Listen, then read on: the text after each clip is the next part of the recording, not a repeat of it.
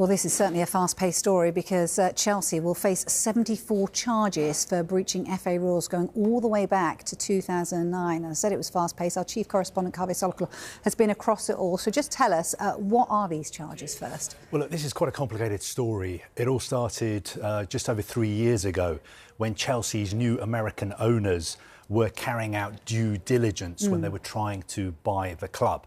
Due diligence, that means going through all the historical accounts just to make sure that they were paying the right price for what they were buying. During this due diligence, they uncovered some discrepancies.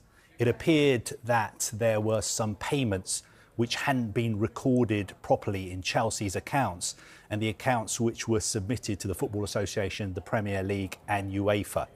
So what they did is they said to Roman Abramovich's lawyers, they said, look, out of the £2.5 billion that we're paying for Chelsea, we are going to withhold £100 million because we want to cover any unforeseen future liabilities. So they could see a potential problem. Gosh. And then as soon as they bought Chelsea, what they did is they went to the FA, they went to the Premier League, they went to UEFA and they said, we have discovered these potential breaches.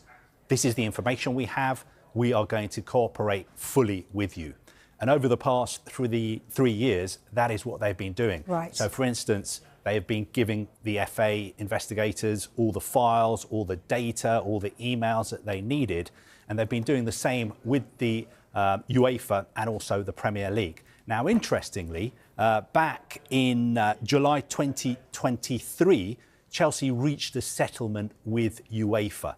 And that settlement was to pay a fine of €10 million, which is about £8.5 million, for incomplete financial reporting up to 2019. So the UEFA case was settled. Right. Now today, the FA have come out and said, we're going to charge you with 74 breaches of our rules. And also at the same time, the Premier League investigation is also ongoing. I think it's really important to stress that this has all come about because Chelsea have self-reported. Right. The new owners saw these potential rule breaches and went straight to the authorities, and they have been cooperating fully with the authorities ever since. So safe to say then, Kaveh, this will come as no surprise to Chelsea today, this breaking news that we're... Not at all, because obviously 2 years ago, they reached a settlement with UEFA, and because they themselves went to the FA and the Premier League, they knew that this was coming. I think what they will be saying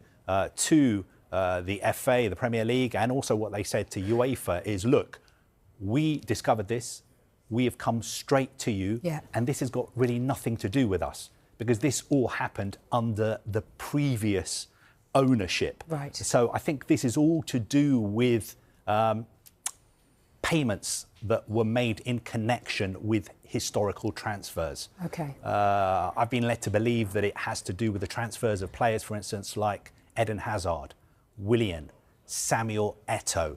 Now, the suggestion is that there were some payments connected to historical transfers under Chelsea's previous ownership that were not registered properly in Chelsea's accounts. Okay. So the new owners are saying, this has really nothing to do with us, but we're doing everything we can to cooperate with the authorities and to flag up any potential rule breaches which we've discovered.